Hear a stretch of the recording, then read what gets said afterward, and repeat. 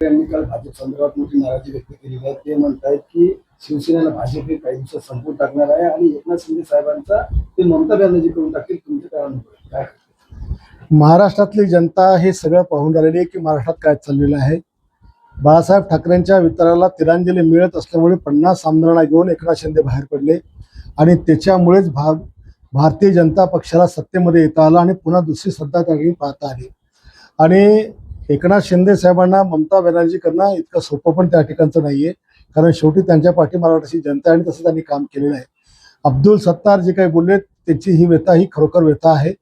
राज्यातल्या 2 कॅबिनेट मंत्र्यांना कशी मारहाण झाली त्यावर कारवाई सुद्धा काही झाली नाही हे उभ्या महाराष्ट्राने त्या ठिकाणी पाहिलं.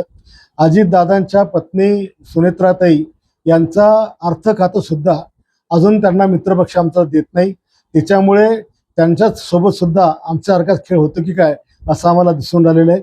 आणि माझ्या मतदारसंघात सुद्धा मी काही लक्षवेधी लावल्या तर भारतीय जनता पक्षाचे ज्येष्ठ मंत्री ते माझ्या लक्षवेधी सुद्धा लागू देत नाहीत.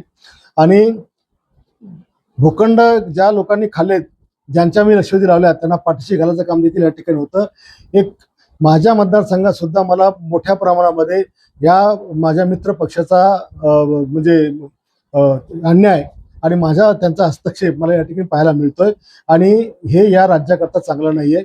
एक महायुती म्हणून आम्ही संपूर्ण लोक मराठा आम्ही एकत्र असताना आम्ही एकोप्याने काम केलं पाहिजे आणि महाराष्ट्रातल्या जनतेला आपण चांगलं काम या राज्याच्या माध्यमातून दिलं पाहिजे. पण हे अशा एकमेकाच्या मित्र पक्षाच्या लोकांचं खच्चीकरण करणं हे दोन्ही पक्षाच्या हिताचं नाही.